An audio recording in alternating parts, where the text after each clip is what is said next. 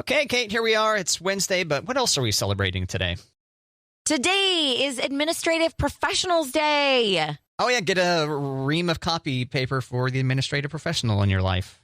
Or lunch, or flowers, or a bottle of wine. That'd probably be more appropriate, right? Bottle of wine. Yeah. Ooh. Mm-hmm. Why not a whole box? Why not? Yeah. Get a case of wine for them. Yeah. It's also National No Makeup Day. National No Makeup Day. Matt, are you rocking no makeup today? Not today. I thought today I would take it off because, I saw that on the calendar. Yeah. Before I came in, I was like, oh. I wish I had seen it on the calendar. No mascara today. Yep. No eyeliner. Yeah. I got the goop on. I should go wash my face in the commercial break. The goop? The goop. What's that mean? The goop, the gunk, all the makeup. I see. I thought it was a Gwyneth Paltrow branded makeup or something. No, not quite. Nope. Pre-Gwyneth Paltrow. Okay, I see. Today is also Get Organized Day. Well, there you organize your makeup since you're not putting it on your face. I just did that over the weekend. You organize your makeup? I did, because I always leave it on the counter when I'm getting ready, and then I leave, and then I come back, and it's still on the counter, and it's annoying. So I made a little caddy so I could see everything and put it all away, and I can just take my caddy and put it in my drawer. Call it good. A lot of people have those giant, it's almost like a toolbox style deal, right? Caboodles. What's it called? Caboodle. Caboodle? That's what we had when we were like preteen and teenagers, yeah. Oh. Is that where the phrase, the whole kit and caboodle comes from? Maybe that's where the name of it is a phrase, but I think maybe that's where the name of the contraption came from. Kit and caboodle. Mm-hmm. Oh, there's a cat-themed one. But I used to have a makeup bag, but I couldn't see anything. So I went with a caddy situation. We'll try it out. Can't wait to hear the results. Dead birds are flying again, Kate. Dead birds are flying or dead birds are falling? They're flying. Now, I know falling may indicate, falling can look like flying for a little bit until it quickly stops. But no, flying. Okay, go on. Do you have any ideas why? No. Some kind of voodoo magic. Ooh. I was going to say catapults or... So they're taking taxidermied... Catapult. Correct, catapult. No, they're taking taxidermied birds and then putting little motors in there to make their wings fly. Make their wings flap. What? And there you go. You got drone birds now. Just like that. Drone birds. Yeah. Excited? Interested. They say they're doing this to learn about aerodynamics. Maybe they can learn from the reanimated birds, learn aerodynamics and, fancy aerospace type of stuff from them. By reanimating dead birds. Yeah, it's fascinating. Now, this article kind of points out, there was that bit for a minute where the conspiracy was that birds weren't real. Did you encounter that one? No. Yeah, within the last couple of years, there was a conspiracy that birds were just robots programmed by the government or something like that. I didn't really take a deep dive into the conspiracy because I personally think birds are real. Right. Where are you at on that? Birds are real. Yeah. Yeah. So now that we're reanimating dead ones, though, those people might be, see, told you they could do it. See, birds aren't real. And then the rest of us will continue to hopefully ignore those people. Right. And they're curious once these reanimated birds are flying amongst other flocks because they may be curious to do some science by, I don't know, taking whatever bird. I'm not really a expert on bird species, although at times I like to pretend I'm one on the radio to see, are they going to be able to fly amongst the flock, or is the flock going to go, wait a minute, you're a robot bird. You're dead in there, aren't you? And then the bird just stares at him with dead eyes. That'd be my thought. I feel like that could be the next, Minions movie. Oh, okay. Yeah. All right, well, I don't really like giving free ideas to Hollywood, but okay. Well, too late. All right. Well, live and learn. Matt, on this date in history. Oh, history. boring. Just kidding. All kinds of fun things happen in history, right, Kate? I got some good stuff today. Okay. I would sure hope so. Yeah. So on this day in 1865, John Wilkes Booth, he was the assassin of President Abraham Lincoln. He was surrounded and killed by federal troops near Bowling Green, Virginia. Okay. Got him. Yep. Got him. Isn't there a lot of conspiracy around this one? Like it really wasn't him and he was a scapegoat or something? I think that's every assassination. Oh, okay. Probably, okay. Right? Or assassin. Yeah. Well, yeah. I mean, there's always people are so primed for conspiracy theory. We were just talking about people believing that birds were fake. So, right. I mean, yeah. I think there's a conspiracy for everything. I mean, this was 1865. I feel like they could cover things up a little bit better back then than they can now. Yeah, probably. The forensic science wasn't quite as sophisticated then. They just had a magnifying glass, I think, right? Looking around for clues. Yeah, maybe. Yeah, magnifiers might not have been invented by then. Good point. On this date in 1941, the Chicago Cubs became the first baseball team to install blank in their ballpark. I was trying to think of something funny to say, but you're talking about lights, I believe. I am not. You're not talking about lights? The trough-style urinal. You know what I'm talking about? I've heard about it. I have not seen them. Okay. Yeah, they used to have them at the cave way back in the day before the remodel. Yeah, it's an interesting way to urinate. On this day in 1941, the Chicago Cubs became the first baseball team to install an organ in their ballpark. So close. No. No, not at all. No. Okay. But I just thought an organ always came with a ballpark. But after 1941, I guess they did. Yeah, I thought that they're like, we need to find an organ to build this ballpark around. Dun, one of those dun, fancy ones. dun, dun, dun, dun, dun, dun. Okay, and on this date in 2011, The Voice premiered on NBC. So just a little over 10 years ago, but 309 episodes, 23 seasons later. Okay. The Voice. Still doing well. Yeah, I think it probably helps that they rotate through people, right? Rotate through judges and stuff. Sometimes. Sometimes. Like they've had the same cast for a long time, or they'll switch one in and one out, but they've never done like a fresh clean sweep all at once. I think Blake Shelton, this is his last season, and he was OG judge. So he's the last of the originals to leave The Voice. Pour one out. Okay. Yeah. Longest running voiced judge person of all time. Of all time. Coach. Right. We don't judge here on The Voice. We coach. There you go. And then the audience judges? I forget how that show works. Is that how it works? I think it's that once it gets to the end, the audience picks. But like through the knockout rounds and stuff, the coaches pick the winners of rounds and stuff like that and who's going to keep going. And if someone fails, they turn their chair the opposite way away from them? Like, no, the chairs have already been turned. Yep. It'd be nice. They should switch it up, and they can turn their backs when they're disappointed. There you go. I should be an executive producer on that show, apparently. Yeah.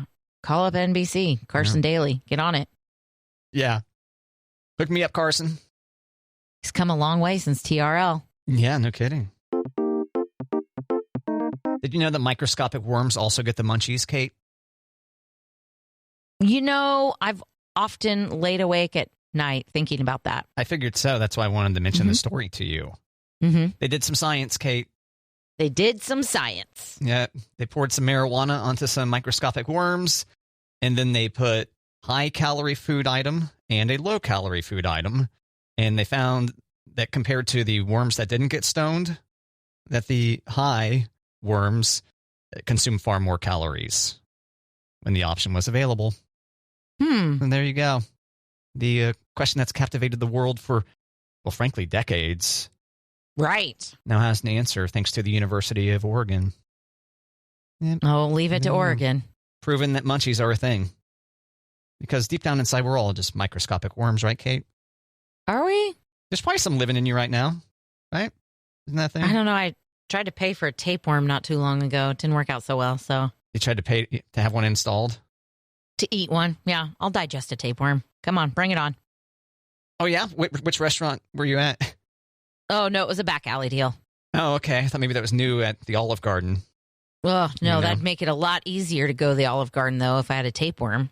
And I'll have all-you-can-eat pasta. Thank you. There you go. Well, when you're there, Kate. Your family. Yeah. Turns out indeed. Tapeworm or not. Like, what did you just call me? Hey, when you're here, your family, all right? Right? We're going to give you some blunt feedback from time to time. Okay, fair enough. Matt, did you know Taylor Swift hurt her wrist during a recent concert in Houston?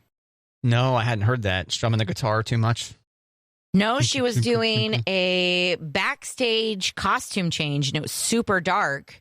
And she tripped on her dress, and she went to, brace herself, and she cut her hand and her wrist. She is expected to be okay, though. She cut her. It wasn't a sprain. It was... No, it was she fell on something and, cut it. Ouch.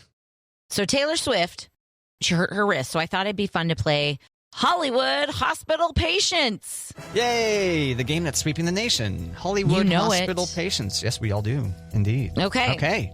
Which celebrity broke his arm and wounded his face after crashing his e-bike? Was it Jake Gyllenhaal, George Clooney, or Simon Cowell? Simon Cowell. Yes. Woo. Do you remember that story? Kind of. It sounded familiar. Had you not said his name, I'm not sure I would have summoned that, though. Okay. But once you said his name, I was like, oh, that's right. I remember him eating it and me kind of laughing a little bit. Sorry. Was there a video? No, I mean, just reading the story, and then in my mind, I can visualize quite well. And nice. In my mind, yeah, it's great. Sometimes it's a curse, but in that particular time, it was fantastic. It was quite enjoyable. Which celebrity allegedly tore her ACL while running to show up on time for her own talk show? Kelly Clarkson, Wendy Williams, or Sherry Shepherd? I will say Wendy Williams. That was my guess because girl drinks a lot, but it's Kelly Clarkson. Okay, I could see that. I thought maybe Kelly thinks she's described herself as a little bit of a klutz before. Yeah, I feel like we would have heard about it. Maybe I just was under a rock that day. Right, I hadn't recalled. Yeah, must have been rocks for both of us that day. Okay, which celebrity ended up with a black eye after his phone hit him in the head while he was sleeping? Matt Damon, Seth Rogen, or Adam Sandler? Oh, gosh. I'll say Seth Rogen. That was my guess, too. But no. It was Adam Sandler. Adam Sandler. That was my guess number. That was guess number 2. That was guess number 2. Does that count? Yeah. Oh, thanks. That's great. Okay. Half a point. This one I know you're going to get.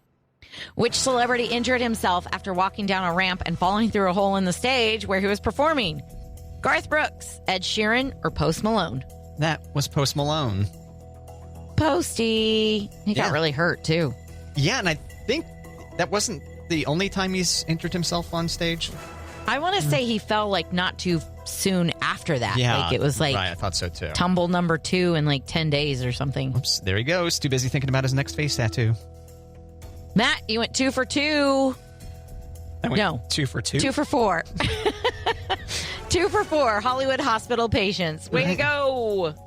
If you subtract the 2 that you miss, then you went 2 for 2. There you go. I'm game for that. All right. You hear the story about this dude that got busted at the grocery store near Wichita fighting over some Chick-fil-A sauce? No. Yeah. Near Wichita. He just got sentenced just a year of probation, but they don't go into detail here exactly what happened. It says, upon arrival, officers contacted private security and Dillon's employees who reported he entered the business and got into a disturbance with an employee regarding Chick-fil-A sauce being on sale. He was asked to calm down or leave the store, and then he started throwing punches. Yikes. So I don't know, were they out of Chick-fil-A sauce?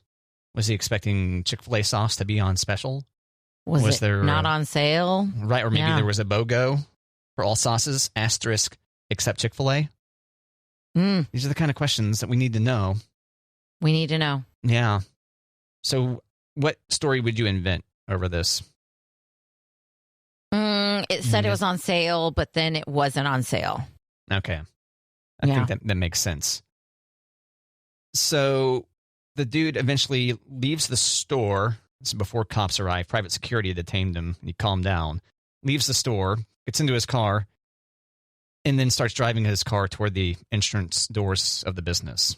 As one would do. Yeah. Mm-hmm. Yeah. Mess with my Chick-fil-A sauce, you get the horns. Oh my gosh. Like in the moment and you're furious and you're irate and it all makes sense. And then like remove yourself for just a second that 3 months down the line, you're going to be like, yeah, I got arrested because I drove my car through the front of a Dillon's because they didn't have my Chick-fil-A sauce on sale like they said they did. Yeah. Like, oh, okay. I'm surprised they charge you with anything. Right? They get it. Yep. They're just as upset as you are. Matt Jeopardy hosts Ken Jennings and Mayim Bialik are going to compete against each other on Celebrity Wheel of Fortune. Oh, that hurt my brain. Guess who's going to be the third contestant? The third contestant. Geordie LaForge. That dude. Who's Geordie LaForge? Oh, I'm spacing on the actor's name. Reading Rainbow. LeVar Burton? Yes, LeVar Burton. Okay. Geordie LaForge is the character from Star Trek. Is it him? Okay. Thank you. I was like, is that guy who won a lot on Jeopardy? I don't know. Was it him? No, it's not him. One more guess. Yep. Alex Trebek's ghost. Woo! I really thought you were going to say that first. Like I was prepared for you to be like, Trebek's ghost. I was tempted. Yep. But then Geordie popped into my brain. LeVar. So was I right? Is it going to be an apparition of Alex Trebek? No. No. Oh. Okay. This is what is going to blow your mind, who the third contestant is. Vanna White. Wow. Nice. I mean, is she going to be a contestant and then like go down and like flip the letters at the same time? Maybe Sajak? How are they going to get a new Vanna? Like I'm just, Make Sajak do it. Yeah, he's not doing anything. You can get on a little step stool to get the letters up high. There you go. I assume it doesn't Vanna tower over him. I think so. She's rocking her heels, especially. I think so. But I think it's going to break her record of how many consistent shows she's done. Oh. It's going to break her streak, maybe I should say. Okay. Good yeah, point. but if you're interested in Celebrity Wheel of Fortune, May 10th. May 10th. That's when it's set to air. Get after it. May 10th. So, Kate, do you know what strategic incompetence is in the workplace? Strategic incompetence.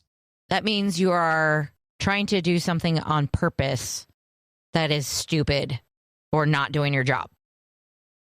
Yeah, close enough. It seems like it is something you're like, I'm sorry, I just can't figure this out. And it's really just a task you don't want to do or care to learn to do.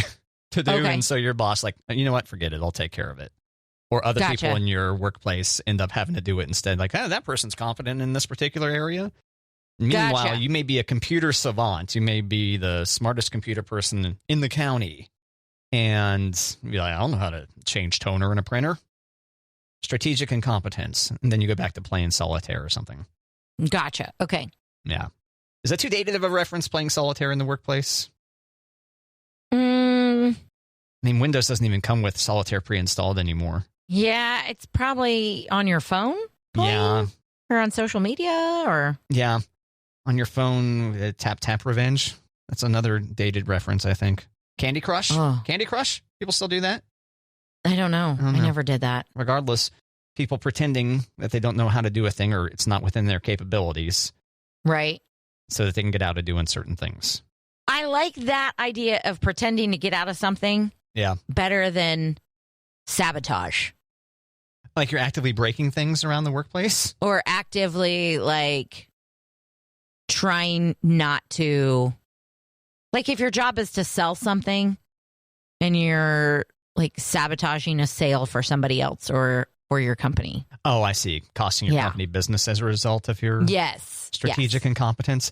I suppose that could... I mean, all this stuff adds up, so I suppose it could do that. Strategic kind of makes it sound like I'm planning, like, evil.